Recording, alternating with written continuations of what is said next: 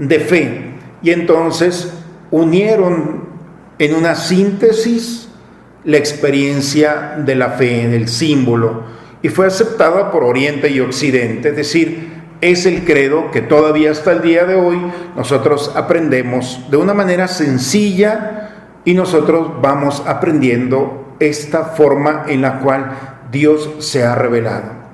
Por eso, una manera muy bonita de orar es a través del credo, porque nosotros vamos caminando a través de la historia de la salvación, como Dios en cada etapa, en cada momento, con personas, con circunstancias, nos va diciendo: quiero que seas mi hijo, quiero que vivas como hijo, quiero que me recuperes como padre. El credo es esa experiencia de tocar las fibras más sensibles del corazón. Por eso podemos entender desde aquí que nosotros no aprendemos solamente puntos doctrinales, porque la iglesia no es una doctrina solamente.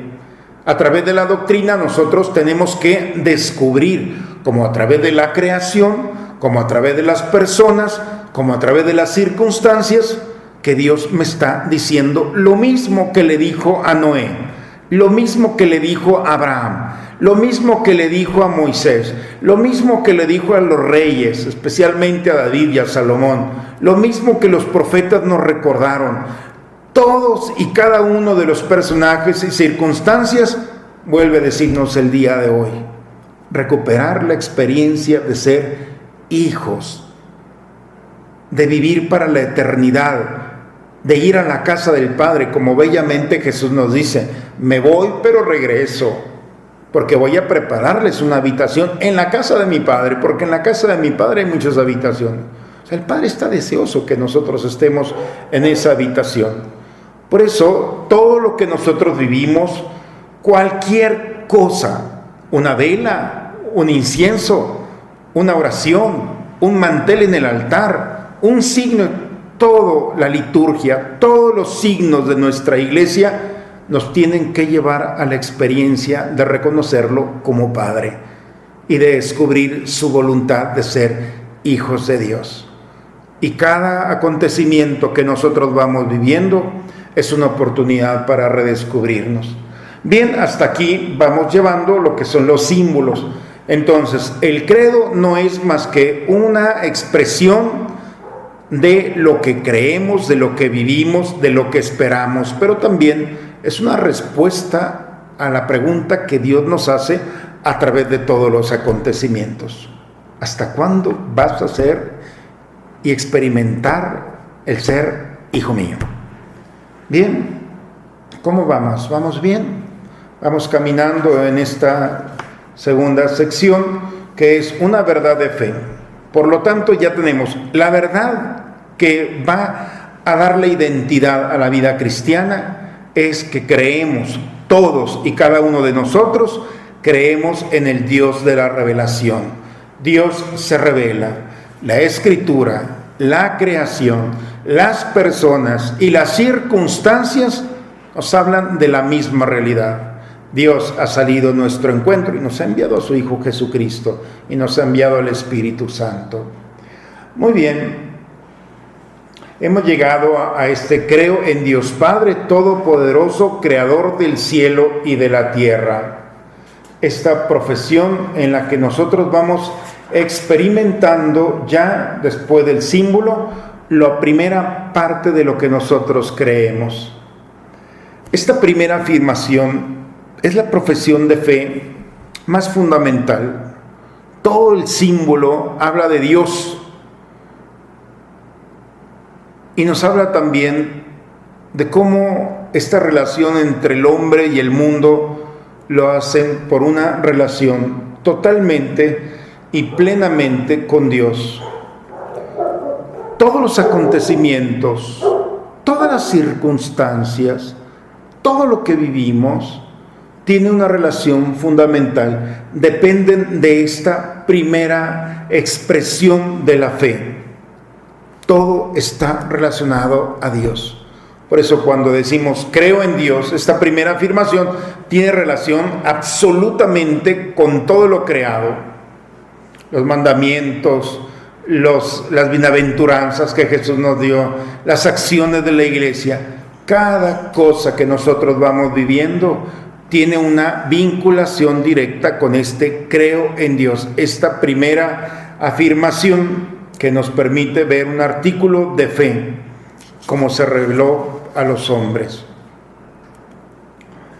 En el número 200, ya vamos del Catecismo de la Iglesia Católica, vamos a encontrar con las palabras del credo niceno-constantinopolitano la confesión de la unicidad de Dios, que tiene su raíz en una revelación de la antigua alianza. Es inseparable de la confesión de la existencia de Dios, y asimismo esto fundamental. ¿Qué significa esto? Que Dios es uno, no son dos, es un solo Dios. La fe cristiana cree y confiesa que hay un solo Dios por naturaleza, por sustancia, por esencia. Cuando Dios se revela a Abraham, se revela como el Dios único. Esa experiencia viene a ser una propuesta que nunca se había visto en la historia de las religiones. El politeísmo, es decir, la cantidad de dioses que había en la antigüedad, especialmente en Caldea, de donde sale Abraham, es esa gran cantidad de dioses. Bueno, la propuesta es muy creativa y es única y primaria. No soy muchos dioses, es un solo Dios. Y esa es la verdad en la que nosotros creemos. Creer en un solo Dios, por naturaleza divina, por sustancia y por esencia. Esta es la característica. Nosotros somos de naturaleza humana, pero Dios es divina. Este Dios que se manifiesta, vamos a tener, cuando hayamos terminado aquí, un paréntesis, cuando hayamos terminado la figura, la persona del Padre, del Hijo y del Espíritu Santo, vamos a entrar al tema de la Trinidad. Hoy lo estoy tocando de una manera muy sutil, pero la idea es que primero tengamos muy clara cuál es la voluntad del Padre, qué conocemos del Padre, cómo se manifiesta el Padre, cuál es la voluntad de Él. Conocer lo que podemos conocer por la razón y por la revelación, por nuestra historia. Entonces vamos a tener una idea muy clara de lo que es el Padre, y después entraremos a Jesucristo nuestro Señor, después entraremos a la persona del Espíritu Santo, y cuando tengamos ya claras estas tres personas como un solo Dios, entonces vamos a hablar sobre la Santísima Trinidad. Se nos va a facilitar más. Por eso no he querido yo todavía entrar a lo que es la Trinidad, porque es mejor primero irnos paulatinamente primero con las personas. Ahorita estamos en el Padre. Y a Israel Dios lo toma, lo presenta como hijo único, y hay una oración que los judíos hasta el día de hoy rezan por la mañana, por la media mañana y por la tarde, en las vísperas del siguiente día, que es el Shema Israel, escucha Israel, así se llama. Estamos en el libro del Deuteronomio, en el capítulo 6, ya con Moisés. Dice bellamente: escucha Israel, el Señor nuestro Dios es el único Señor. Amarás al Señor tu Dios con todo tu corazón, con toda tu alma y con toda tu fuerza. Deuteronomio 6. ¿Se acuerdan de aquel personaje, aquel joven que se acerca a Jesús y le dice, bueno, de todos estos mandamientos, ¿cuál es el primero? Jesús no solamente le da el regalo del primero, porque no lo inventa, se va a su historia. Lo más importante es, Dios es uno. Y este Dios uno al que hay que amar con todo el corazón, con todo el alma y con toda la fuerza. Y Jesús le regala el segundo. Nomás le había pedido este joven uno, pero Jesús le da el segundo. Y amar a tu prójimo. Esa experiencia, esa frescura del pasado en el presente. Por eso, una verdad de fe no es solamente que creemos en Dios que se revela, sino en ese Dios que es único. Así se reveló a Abraham, así se reveló a Moisés y así se sigue revelando a la iglesia. Por eso, el confrontar a Dios con otras religiones, pues nos damos en cuenta de que hay muchas divinidades, idolatría, se le llama el pecado de andar buscando divinidades, pero nuestra fe cristiana está cimentada y no es opcional en un Dios que se revela y en un Dios que es único, no hay otro más. Y entonces es la experiencia que nosotros tenemos. Ante mí se doblará toda rodilla y toda lengua jurará diciendo: solo en Dios hay victoria y fuerza. Isaías 42:22.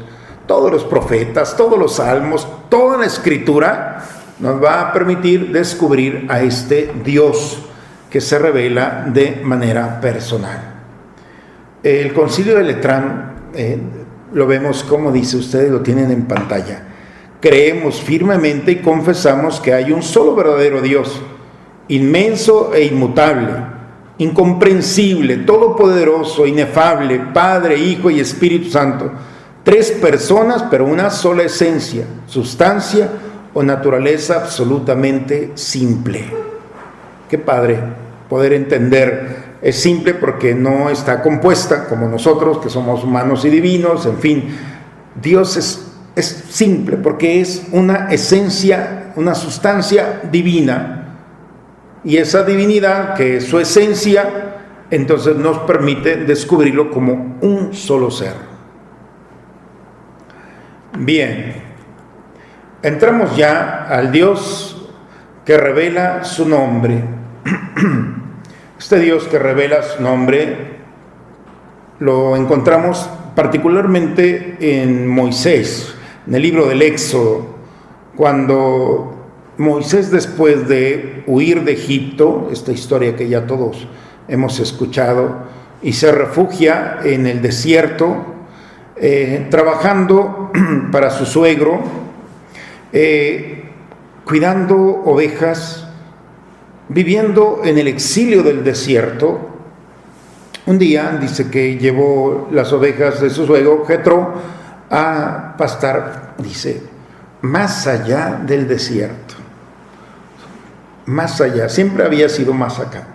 Y un día que fue más allá, una línea, un día que fue un poco más creativo, se dio cuenta que había una zarza que ardía pero que no se consumía. Le llamó la atención, se acerca y se da cuenta que allí estaba Dios, en una zarza, el Dios de Israel, el Dios de Abraham, de Isaac, de Jacob. Se presenta como el Dios de los padres. Y entonces no dice, soy los dioses de los padres, no, el Dios de Abraham, de Isaac, el Dios de Jacob. Es el Dios de los padres. Y esta es otra nueva verdad, donde se confirma, se reafirma la unicidad de Dios. Es único. Y ha sido el Dios que nos ha acompañado a lo largo de nuestra historia. Por lo tanto, es el Dios que se ha revelado. Este Dios que se revela a Moisés para tomarlo desde el desierto y conducirlo como un líder para recuperar a su pueblo y recuperarlo para él con y a través de la liberación del pueblo después de 400 años. Nosotros la historia ya la sabemos. Pero en ese momento Dios se revela y le expresa su identidad. Se quiere comunicar, se hace accesible y lo invita a participar en este proyecto en el que Dios se está revelando. Pero Moisés no es fácil para convencer, sobre todo por la experiencia que él está viviendo. Cuando Dios lo invita a ser parte de este proyecto, porque él ha escuchado los ruegos, las oraciones, ha visto el sufrimiento de su pueblo y está decidido a salvarlo a través de la liberación. Cuando toma a Moisés en aquella zarza, Dios le dice, quiero que vayas con el faraón. Y Moisés dice, ¿quién soy yo para ir delante del faraón? Cuando Dios le dice, tienes que ir porque he escuchado, dice, no me va a creer. Primero, ¿quién soy yo? Después, ¿quién me va a creer? Tercero, cuando me pregunten, ¿cómo se llama tu Dios? No sé tu nombre. Y entonces Dios se revela y manifiesta lo que nunca había hecho. Manifiesta su nombre misterioso. Yo soy el que es, o yo soy el que soy, o también yo soy el que yo soy. El que es su esencia. Y le dice Yahvé. Hay quien, toda esta palabra, Yahvé, es el tetragramatón, se llama. Es esta expresión de 4 letras, porque los judíos no tienen vocales, 4 letras que nosotros hemos intentado ponerle allí una expresión, un sonido vocal. ¿Por qué nosotros le llamamos Yahvé y otras comunidades le llaman Jehová?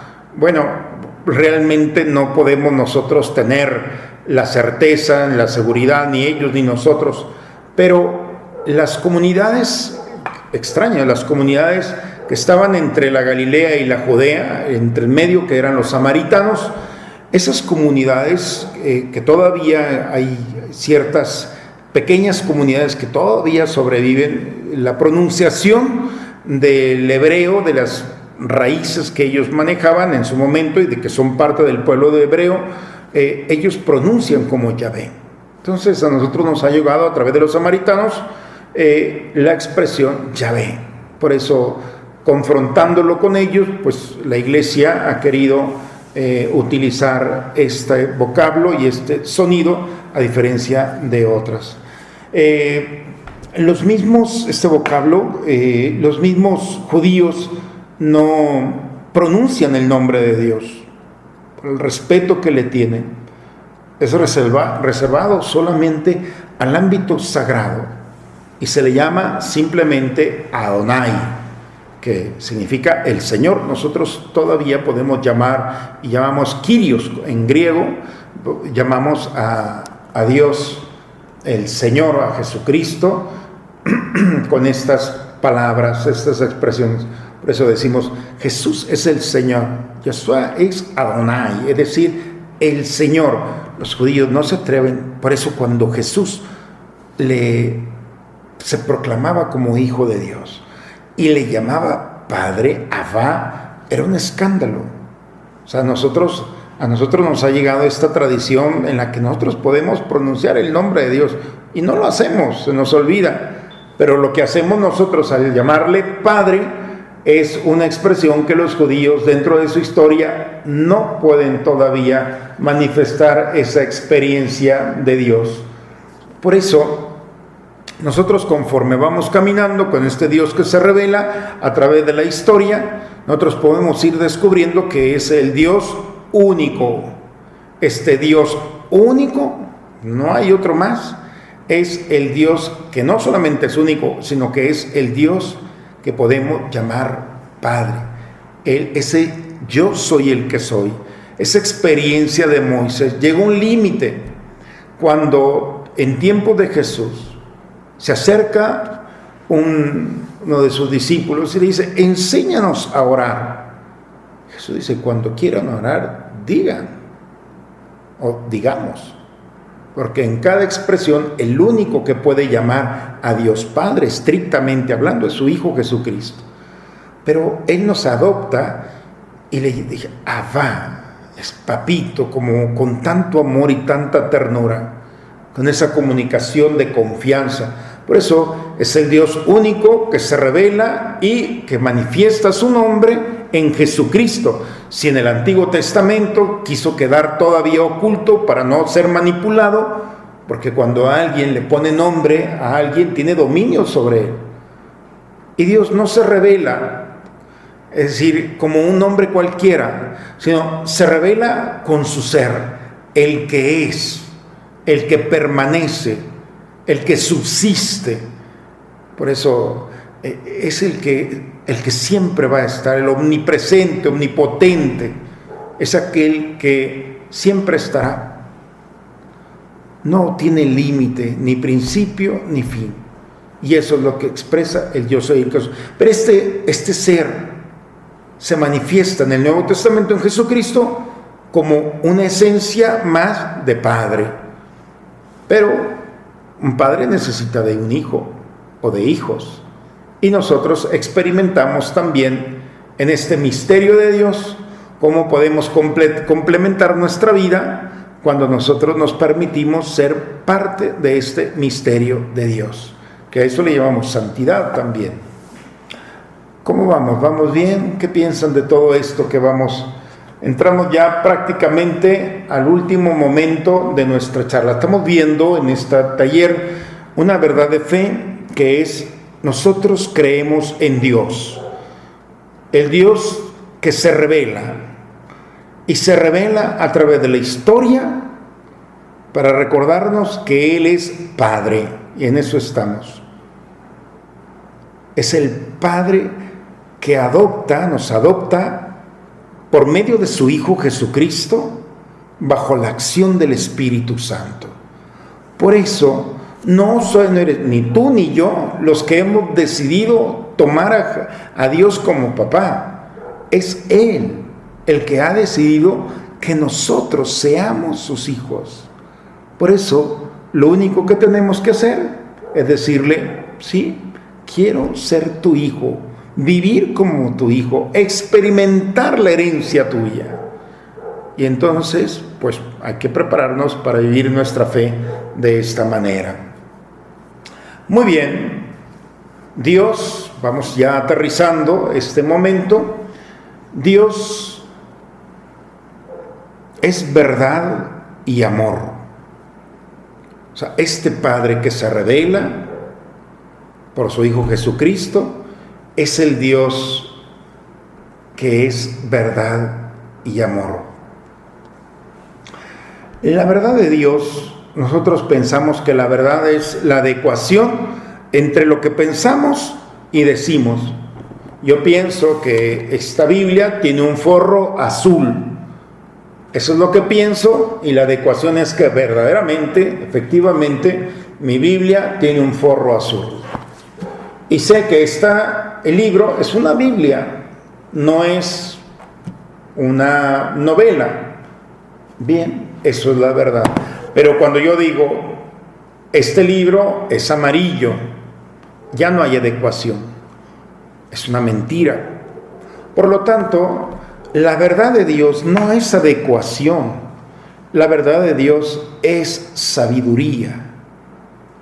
Y la sabiduría rige todo el orden de la creación, del gobierno de Dios. La sabiduría nos permite distinguir lo que es la cosa, el ser de las cosas. Por eso la sabiduría es rojo, es azul, es verde, es día, es noche. Pero no solamente las cosas que podemos experimentar a través de los sentidos. La sabiduría o la verdad de Dios trasciende más allá de la piel. Y nosotros podemos descubrir en acontecimientos realidades que no vemos, pero que podemos llegar a la verdad a través de la sabiduría. Por eso el sabio es aquel que ve a Dios, ve la verdad, ve lo que hay de fondo. La sabiduría y la verdad no se pueden disociar. Por eso la verdad es sabiduría, y la sabiduría es descubrir lo que es, lo que son las cosas y para qué son las cosas. Por eso es el Dios de la verdad. Quien tiene a Dios, entonces participa de su verdad, porque participa de su sabiduría y le llama a las cosas como son. No inventa cosas porque ya es claro lo que es. Por eso es experimentar la forma en la que nosotros vamos caminando. A lo largo de su historia de Israel, pudo descubrir que Dios solo tenía una razón para revelarse, para experimentar a lo largo de la vida, y tenía una razón. ¿Por qué Dios escogió gratuitamente al pueblo de Israel, este Dios de amor? Y es porque lo ama.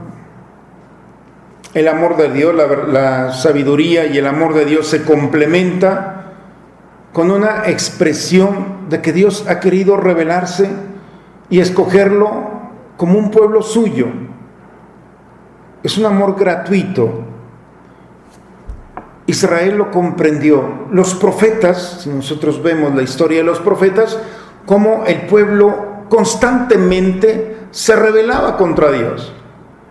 En cambio, nosotros vemos textos de la Escritura que están llenos de cómo el amor de Dios es eterno, cómo Dios no cambia, cómo las circunstancias de las que vive el hombre, aun cuando se rebela, no son motivos para que Dios lo rechace, ni se aparte de él.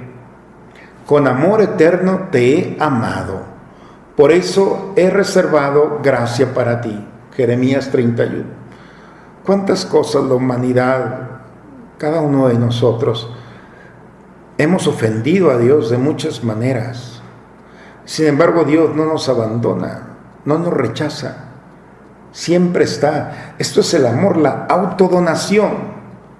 Dios se desborda de su esencia, que es amor, y no puede contradecirse.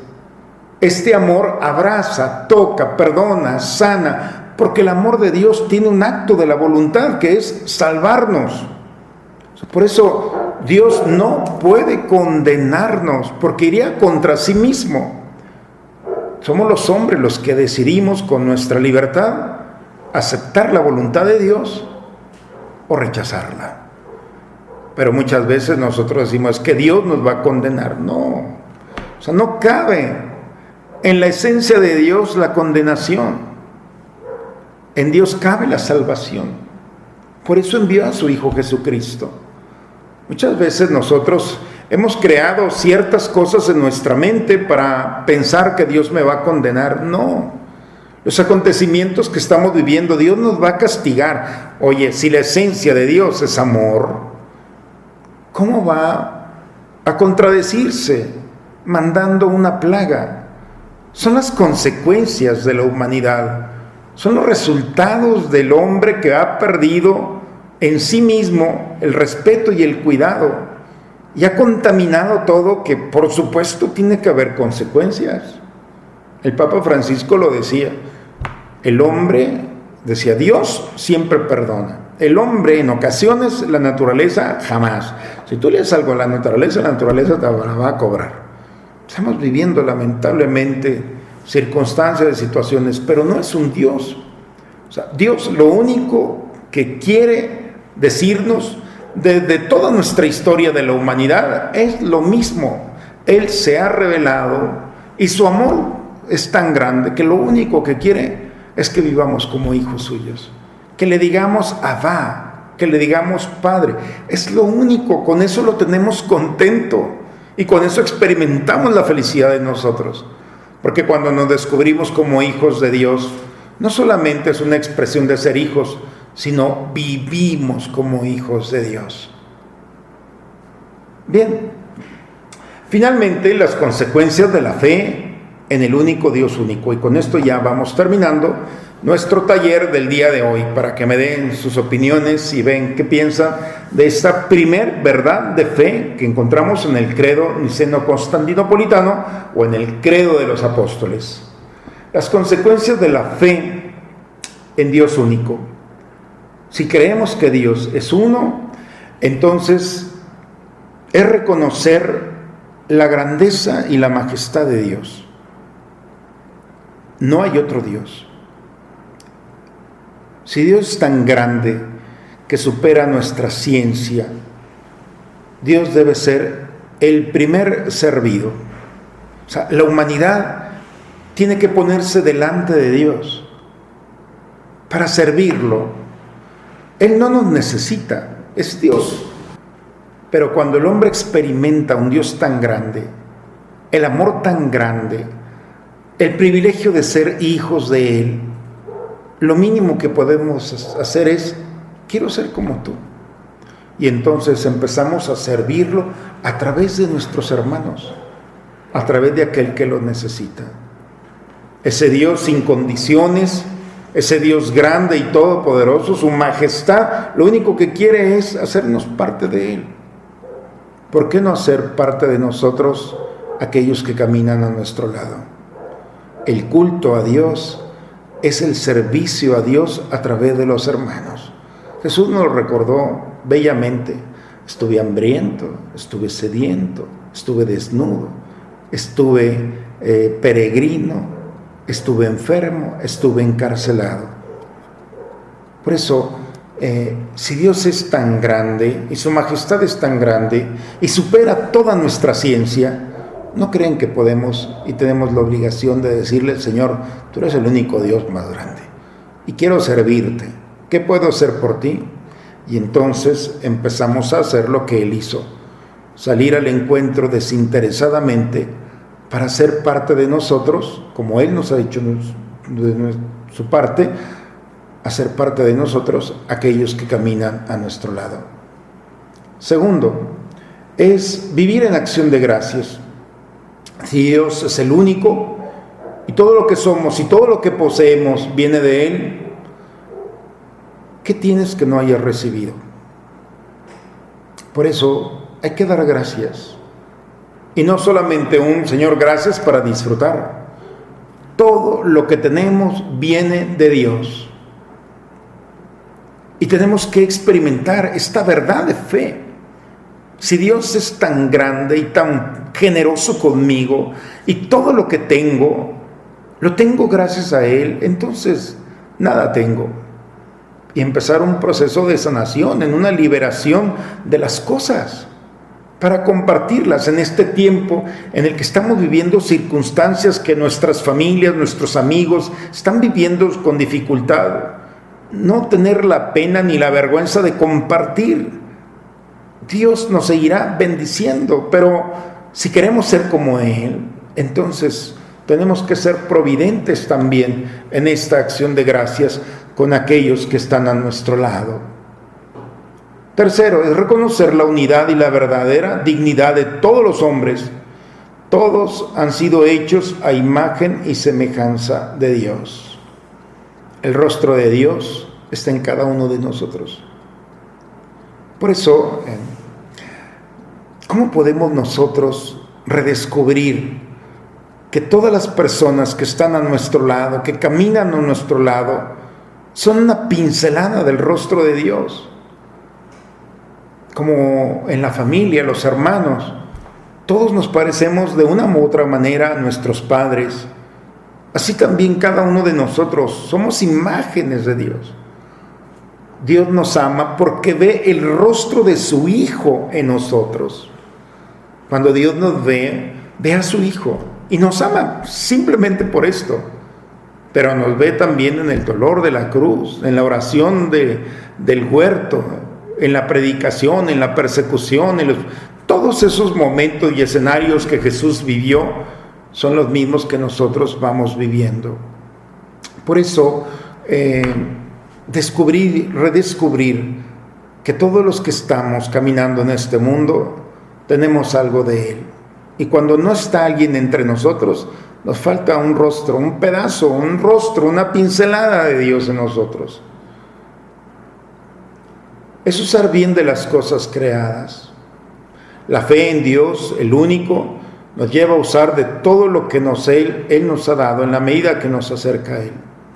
Si hemos dicho que Dios se ha querido revelar en el Dios en el que creemos y se ha revelado a través de la obra creadora, entonces Dios todos los días, bajo diferentes formas y sustancias, se expresa a través de una creación, desde el amanecer hasta el anochecer.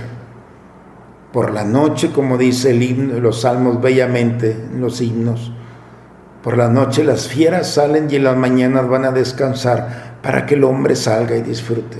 Día y noche, la obra creadora está a la expectativa de Dios. Por eso, si Dios se ha querido revelar en la creación, pues hay que cuidarla. Hoy es duro descubrir que en un confinamiento, cuando obligatoriamente estamos en casa, nuestros mares, nuestros ríos, nuestro cielo, nuestra tierra, los mismos animales han salido de su escondite temerosos, porque el hombre ya no es una amenaza en este momento. Y se ha visto la purificación de nuestros ríos y mares. El cambio climático que tanto habíamos hablado se está solucionando cuando el hombre ha dejado de ser tan desordenado y una amenaza para tantas cosas. Si la obra creadora es también un lenguaje de Dios, hay que recuperarlo también. Ya ven cómo una verdad de fe nos lleva también a un comportamiento ecológico. No se queda solamente en una idea con una veladora, no. Si Dios se revela, hay que cuidar las formas en las que se revela. Y finalmente, es confiar en Dios en todas las circunstancias, incluso en las adversidades. Santa Teresa de Jesús lo expresa admirablemente. Nada te turbe, nada te espante, todo se pasa. Dios no se muda, la paciencia todo lo alcanza. Quien a Dios tiene, nada le falta, solo Dios basta. Por eso, hoy nuevamente tenemos que recuperar, vamos en el credo, este símbolo de fe, y apenas hemos dicho algo muy sencillo. Dios es uno, único, y ese Dios único es Padre. Y ese Dios único y Padre se ha revelado a través de acontecimientos, personas y circunstancias para manifestarnos su voluntad. ¿Cuál es la voluntad del Padre? Esa es nuestra expresión de una verdad de fe. Dios lo único que quiere es que yo sea su hijo, y por eso me ofrece la salvación. Y para ser preciso, para que quedara más claro, envió a su hijo para que nos explicara. Y si no hemos entendido todavía, nos ha enviado el Espíritu Santo para que nos explique.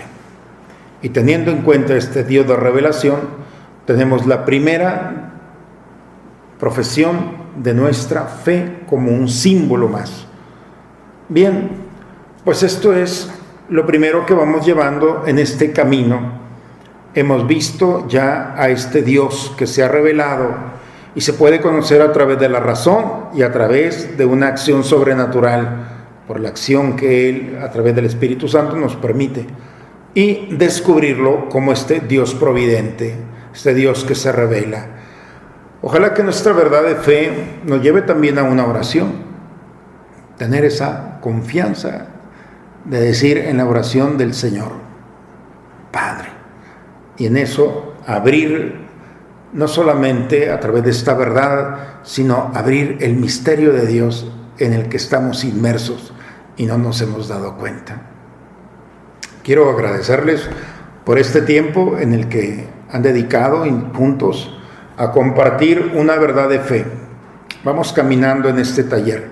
A mí me gustaría que ustedes dieran sus opiniones a través de las formas en las cuales se ha ido llevando este taller, si hay alguna pregunta, alguna duda. Sobre todo este taller es aprovechando esta contingencia sanitaria, aprovechar para recuperar la verdad. Cuando recemos el credo, después de haber estudiado las verdades de fe, va a ser una brisa suave para nuestra alma, nuestro ser, para toda nuestra vida. El credo nos va a introducir en el misterio del Dios vivo, verdadero, que lo único que quiere es que nosotros recuperemos el verdadero sentido de nuestra vida, de ser hijos y Él nuestro Padre. Muchas gracias por este día, por esta tarde tan maravillosa al celebrar a Nuestra Señora de Fátima.